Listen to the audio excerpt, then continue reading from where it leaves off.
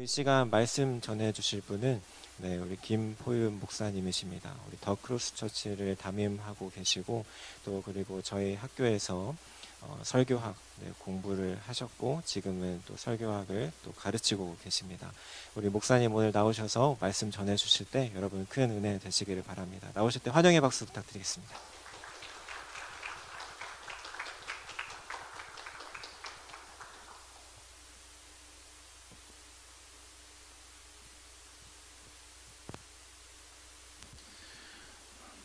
네, 감사합니다. 지난 학기부터 새벽 기도에 불러주셨는데 이렇게 한 번 더 여러분 앞에 설 수 있는 그 부분에서 너무나 감사할 뿐입니다.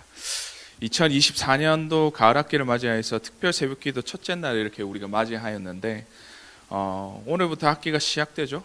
그렇죠?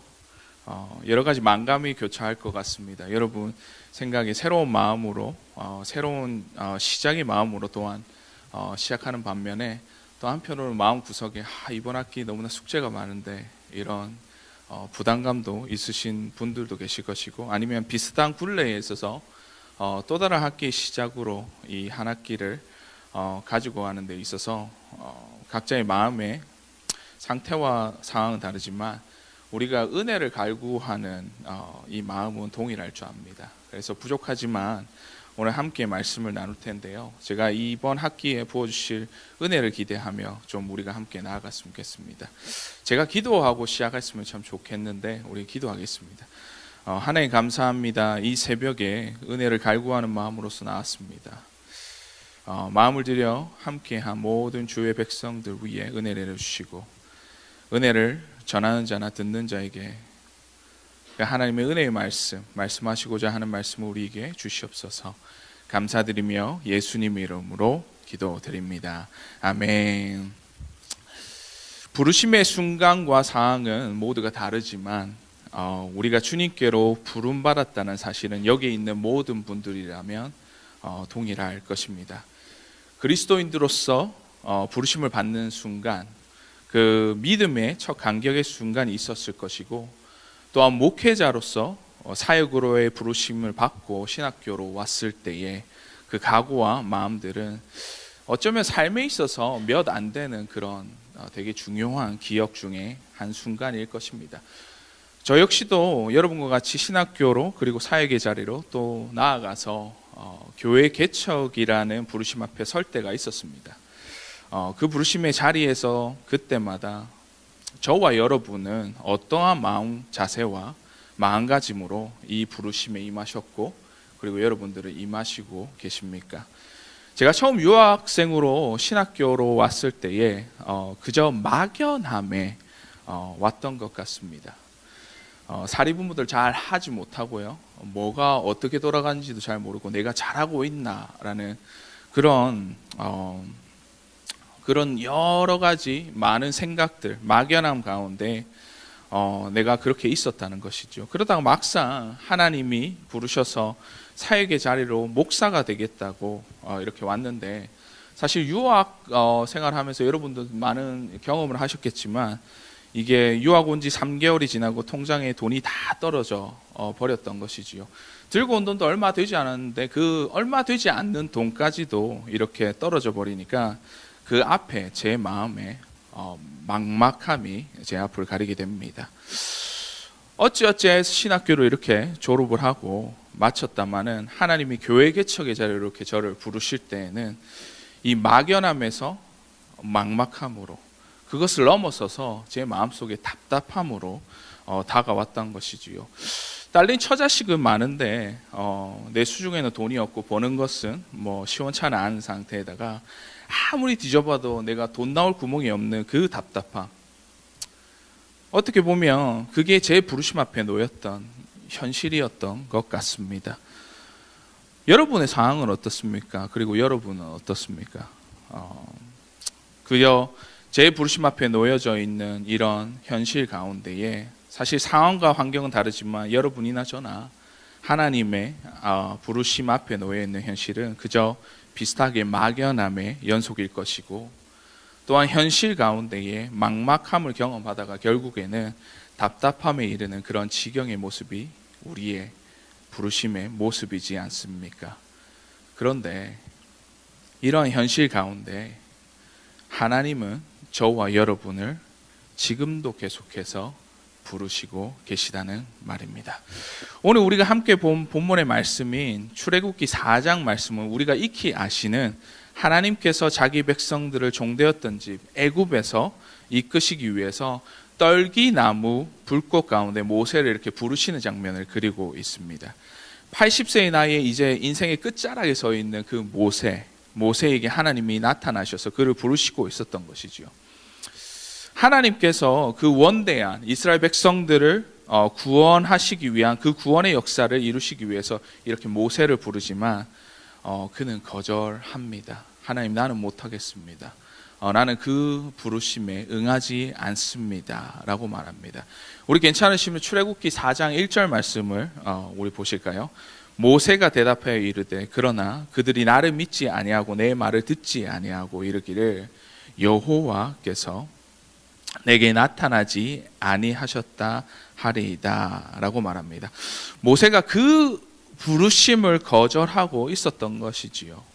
하나님께서는 여러 가지 방면으로 모세를 설득하시면서 내가 너와 함께 하겠다, 또한 내가 너의 앞길을 예비하겠다라는 그런 관건적인 부르심과 보호하심을 약속하지만 그 모세는 전혀 듣지 않습니다.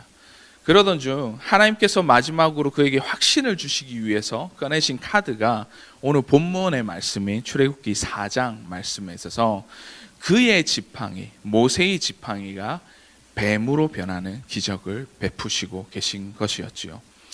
우리가 여기서 잠시 살펴보아야 될 어떠한 부분이 있다면 구약 성경을 통해서 보이시는 하나님의 이적과 기사를 이렇게 행하실 때는 그저 자기 자신이 대단하다, 내가 위대하다, 내가 뭔가를 보여주기 위한 그런 기적과 기사를 망발하며 행하시지 않았다는 것입니다. 내가 이만큼 대단하고 내가 이만큼 잘났다는 것을 보이시기보다는 그 이적과 기사 가운데에 그분이 그 기적과 이적을 행하시는 분명한 이유와 목적이 있으셨다는 것이죠. 그런데 그 기사와 이적을 행하시기 이전에 오늘 본문의 말씀을 유심히 살펴보신다면 하나님께서 모세에게 의미심장한 질문 하나를 던지시는데 오늘 본문 말씀 2절 말씀에 이렇게 말씀하고 있습니다. 2절 말씀입니다. 여호와께서 그에게 이르시되 내 손에 있는 것이 무엇이냐? 그가 이르되 지팡이니이다 라고 말합니다. 사실 본문에서 나타나는 하나님의 질문은 너무나 어이없는 질문이었습니다. 여러분들 생각해 보십시오. 그 전지전능하신 하나님께서 내 손에 있는 것이 무엇이냐? 정말 하나님께서 모세 손에 들려져 있는 그것이 무엇인가 모르셨기 때문에 그 질문을 하셨냐는 것입니다. 그는 불타는 떨기나무 앞에서 모세를 독대하면서 그가 어떤 모습으로 어떤 행색으로 어떠한 자임을 알고 계신 전지전능하신 하나님이셨는데 왜 이러한 뻔히 그의 손에 지팡이가 들려져 있는 모습을 보시면서 왜 이런 질문을 하셨냐는 것입니다. 그 당시에 모세는 어떠한 자였습니까? 모세는 목자였습니다. 그가 목자로서 항상 가지고 다녔던 그 일평생에 어떻게 보면 함께 한 것이 바로 그가 쥐고 있었던 그 지팡이였다는 것이지요. 그런데 이 지팡이를 우리가 살펴보시고 묵상해 보신다면 상징적으로 몇 가지 의미를 갖고 있습니다. 첫 번째로 모세의 지팡이는 그가 누구인지를 나타내는 신분증과 같은 그런 정체성을 나타내는 것이었습니다. 우리 한번 따라해 보시죠. 정체성. 우리가 예수님의 목자상을 이렇게 보실 때에 어떻습니까? 항상 예수님의 손 한편에는 그 지팡이가 쥐어져 있는 것을 우리가 발견하지 않습니까? 그 당시에 모세에게 있어서도 지팡이를 들고 있으며 지나가는 사람도 그를 보고는 그는 목자이구나 라고 알 수 있는 그의 신분증과 그의 정체성의 의미를 담고 있었던 그러한 물건이 바로 모세가 가지고 있었던 지팡이였던 것이죠. 그런가 하면 모세의 지팡이는 그 광야에서 자기 자신과 양을 지킬 수 있는 유일한 무기와 같은 것이었습니다. 중동 팔레스타인 지역의 목자들은 지금도 양을 치러 이렇게 나가고 꼴을 먹이고 광야에 가면 몇 주에서 몇 개월 동안 이렇게 나가게 된다고 합니다. 제가 광야 생활을 해본 것도 아니고 광야의 생태를 전혀 아는 것도 아니지만 그 허허벌판에서 아무것도 없이 보이는, 아무것도 없어 보이는 그 광야에서 그렇게 수많은 짐승들과 맹수들이 많다고 합니다.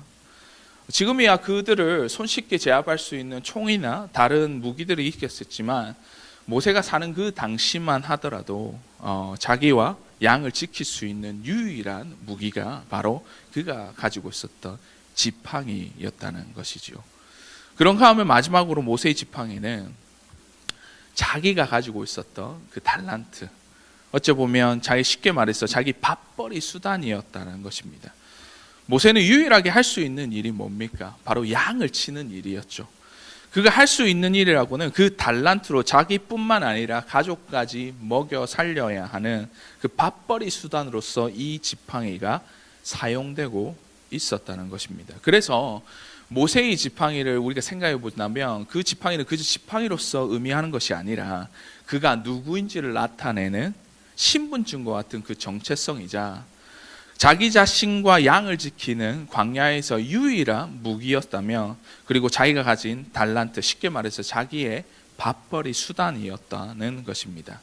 그런데 어떻게 보면 모세의 일평생에 함께한 그 군신 같은 그 지팡이를 어쩌면 목자에게 있어서 절대적으로 필요한 모든 것이 함축되어 있는 그 지팡이를 하나님께서 오늘 본문 3절 말씀에 이렇게 하라고 말씀하고 계십니다.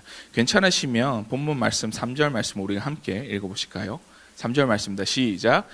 여호와께서 이르시되 그것을 땅에 던지라 하시매 곧 땅에 던지니 그것이 뱀이 된지라 모세에게 뱀 앞에서 피하매 라고 말합니다. 그것을 땅에 던지라. 하나님께서 그에게 단순히 그의 손에 쥐어져 있던 그 지팡이를 던지라라는 것이 무엇이기에 이것을 그 부르심의 현장 가운데 그에게 명령하시고 시키셨다는 말입니까? 앞서 모세의 지팡이가 가진 그 상징적인 의미를 생각해 보자면 이 지팡이를 던지는 행위 자체가 가지는 의미가 굉장히 큽니다. 첫 번째로 자기의 정체성을 나타내는 이 지팡이라고 한다면 그 지팡이를 내어 던짐으로 인해서 자기 자신에 대한 온전한 부정을 나타내는 것이었습니다. 하나님의 부르심 앞에 우리도 우리의 인생을 살펴보고 우리의 인생 가운데에 그 부르심의 현장 가운데 우리가 되돌아본다면 그 지팡이를 던지는 그 행위, 나 자신을 완전하게 부정하고 주님을 따르는 그 행위 자체가 가장 첫 번째로 우리 가운데에 이루어져야 되고 행해져야 되는 그런 일이지 않습니까? 둘째로 그 지팡이의 두 번째 의미였던 자기 자신을 지키는 무기였던 그 지팡이를 내어 던진다는 그 의미는 바로 하나님께로부터 할 수 있는 것이 바로 하나님을 전적으로 신뢰하는 일밖에 없었다는 것입니다. 더 이상 내 힘으로 살아가는 것이 아니라 내가 내 능력으로 나를 지키는 것이 아니라 그 광야에서 나를 지킬 수 있는 유일한 무기였던 지팡이를 내어 던지는 행위 자체는 바로 내가 하나님만을 의지하고 당신만이 나를 지키시는 구원자 되심을 인정하며 그분은 전적으로 신뢰하는 그 모습이 이 지팡이를 던지는 모습에 담겨 있다는 것입니다. 마지막으로 자신의 달란트였던 자기 밥벌이 수단이었던 이 지팡이를 던지는 것은 내가 지금 가지고 있고 내가 할 수 있는 모든 것을 드리는 우리의 헌신을 담고 있었다는 것입니다. 내가 가지고 있는 달란트, 하나님의 일이라면 우리가 기꺼이 내드려야 되지 않습니까? 하나님의 사역이라면, 하나님의 교회를 위하는 일이라면, 하나님의 영광을 위하는 일이라면 우리가 기꺼이 그것을 헌신하고 우리가 가져야 되는 그 부르심의 자세가 바로 이러한 모습이지 않습니까? 자기 부정, 전적인 신뢰, 온전한 헌신. 어째 보면 하나님께서 부르시고 있는 이 자리에 우리가 당연히 해야 되고 반드시 해야 되는 그 지팡이를 땅에 던지는 우리의 결단이 필요하다라고 오늘 성경 말씀은 모세의 이야기를 통해서 우리에게 말씀하시고 있다는 것입니다. 사랑하는 여러분, 새 학기를 시작하면서 우리가 하나님의 부르심을 생각했을 때에 우리의 모습과 우리의 자세는 어떠해야 하겠습니까? 하나님의 부르심 앞에 우리는 우리 자신의 자기 부정, 나를 비우고 겸손히 주께로 나아가는 그 모습이 여러분들 우리 안에 있는지요? 하나님만이 나의 구원자 되시고 하나님만이 나의 공급자 되시는 그 전적인 신뢰가 우리 가운데, 우리 인생 가운데 그 부르심의 자리에 여러분은 있으신가요? 내가 어느 곳에 가든지, 내가 어느 사역 자리에 있든지, 내가 가진 모든 것, 내가 할 수 있는 모든 것을 드리는 그 온전한 헌신이 우리에겐 있냐는 말씀을 드립니다. 하나님은 지금도 그 부르심의 자리에 저와 여러분들을 부르시고 이것들을 요구하고 계시다는 것입니다. 우리가 우리의 지팡이를 땅에 던질 때에, 그 던지는 것이 우리에게 행해지고 있을 때에 출애굽기 4장 20절 말씀에 그 지팡이, 모세의 지팡이가 이렇게 변한다라고 성경 말씀을 기록하고 있습니다. 4장 20절 말씀에 모세가 그의 아내와 아들들을 나귀에 태우고 애보로 돌아가는데 그의 지팡이가 어떠한 지팡이라고 말씀합니까? 하나님의 지팡이를 손에 잡았더라라고 말합니다. 우리에게 주어진 가장 큰 선물은 어쩌면 그 부르심 가운데에 내 자신을 부정하고 주님께 온전히 전적으로 신뢰하며 그분께로 향한 온전한 헌신이 있을 때에 우리에게 주어진 가장 큰 선물은 바로 하나님이 우리와 동행하시고 그 임재하심이 우리 인생 가운데 함께 하신다라는 그 약속의 말씀이라는 것이지요. 제가 개척을 하고 정말 힘든 시기가 있었습니다. 개척한 지 한 달 반 만에 코비드가 터지고 2년 반이라는 어떻게 보면 시간을 이렇게 날리게 되었던 것이죠. 그리고 나서 다시 모이고 3년째 되는 해에 하루도 수백 번씩 수천 번씩 제가 이런 생각을 했습니다. 그만둬야겠다. 더 이상 못 해먹겠다. 이런 마음을 가질 때가 있었습니다. 사실 코비드를 지나면서 어찌어찌 살아남았는데 몇 개월이 지나도 방문차는커녕 새신자, 교회가 될 법하지도 않는 딱 망하기 일부 직전의 상황 아시죠? 그런 상황들이 제한테 닥쳐온 그 현실이었다는 것입니다. 목사는 열심히 열정적으로 망하지 않으려고 발버둥치고 발악을 하는데 이 교인들은 사실은 안 따라와 주는 것 같은 거, 그리고 그렇다고 해서 내 인생을 이렇게 갈아 넣으면서까지 개척했다라고 마음에 들 정도로 정말 열심히 했는데 교회가 안 됩니다. 몇 년 동안 사례 없이 교회를 섬겼는데, 내가 번 돈, 심지어 내가 빚내어 가면서 교회를 섬겼는데 꼭 망할 것 같은 거예요. 제 마음에 이제 그만하고 싶은 겁니다.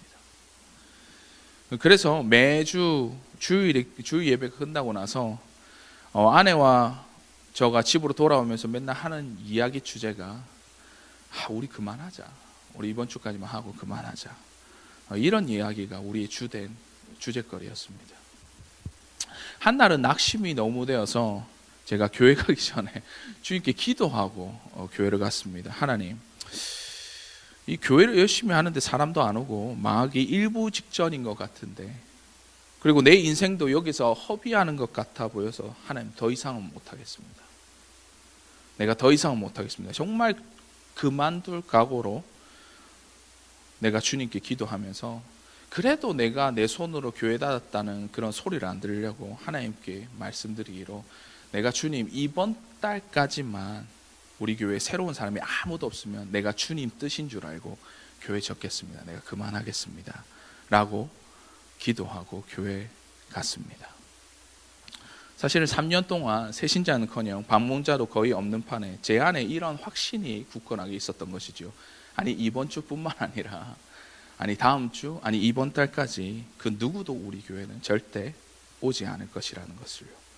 그리고는 낙심된 상태에서 예배하기 위해서 이렇게 왔는데 저 입구에서 어떤 백인 아저씨가 이렇게 쑥 걸어오는 것이었습니다. 처음에는 저희가 교회를 빌려보고 있는데 교회 빌려보는 교인이 잘 몰아서 우리 예배 장소로 오는 줄 알았어요.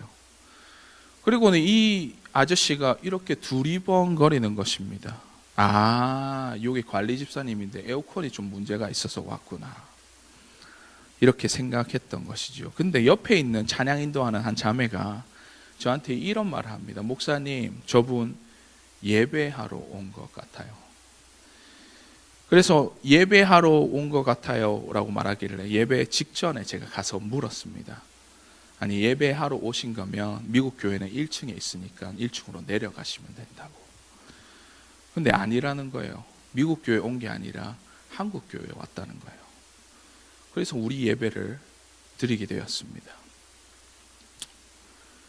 근데 그 찰나에 제가 드렸던 아침에 주님께 기도 드렸던 것이 갑자기 문득 딱 생각이 나더라고요. 그러면서 내 마음에 하나님이 이렇게 말씀하시는데, 내 아들아, 나는 너와 항상 함께 하노라. 내가 너를 잊었던 것처럼 보이는 그 순간에도 항상 너를 지켜보았고 너와 함께 하였다 라고 말씀하는 것입니다. 그 말씀이 제가 수차례 포기하고 싶었던 그 부르심의 자리의 순간에 지금까지 저를 이끌어왔던 하나님의 동행하심과 음성이었다는 것입니다. 사랑하는 여러분, 하나님의 부르심 앞에 여러분의 지팡이를 내어 던지시기 바랍니다. 그때 이 하나님의 동행하심과 임재하심이 우리와 함께 하실 것이고, 모든 순간순간 그분의 보호하심과 동행하심과 임재하심이 우리의 인생을 책임져 주실 것이고, 우리 가운데에 함께 하실 것임을 우리가 기억하며 나아가시는 오늘 이 새벽 제단 되시기를 주의 이름으로 간절히 축원하는 바입니다. 우리 한번 기도합시다. 하나님 감사합니다.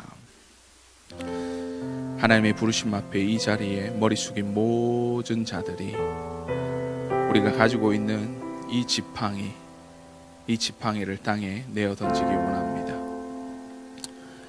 나 자신을 부정하고 주님 전적으로 주님을 신뢰하며 나아가며 나의 모든 것을 드리는 그 온전한 헌신이 내 인생 가운데, 그 부르심의 현장 가운데 있을 때에 주님, 우리를 받으시고 우리와 동행하여 주시옵소서. 내가 너무나 힘들고 각박하여서 넘어지고 그만하고 싶어질 그 순간순간마다 내 아들아, 내 딸아, 내 부르심에 너의 순종이 너를 부정하고 나를 전적으로 신뢰하며 나에게 대한 온전한 헌신이 네 인생 가운데 내가 보아노라. 내가 너와 함께 할 것이고 나의 임재하심이 너의 인생을 항상 따를 것이며, 우리의 인생 가운데 이끄시는 그 하나님의 위로의 말씀과 확신의 말씀이 우리 인생을 끝까지 이 경주에서 완주할 수 있는 그런 주님의 확신의 말씀으로써 우리에게 말씀하고 계십니다. 사랑하는 주님, 우리가 너무나 많은 부분에 있어서 실패가 두려워서 우리가 주저하는 어떤 부분들이 있습니까? 그 부르심 앞에 주님, 내가 나는 못할 것 같은데요, 주님, 포기하고 싶을 그 순간순간마다 주님 우리를 이끄시고 우리를 놓치지 말아주시고 우리와 함께 동행하여 주시옵소서. 감사드리며 예수님 이름으로 기도드립니다. 아멘.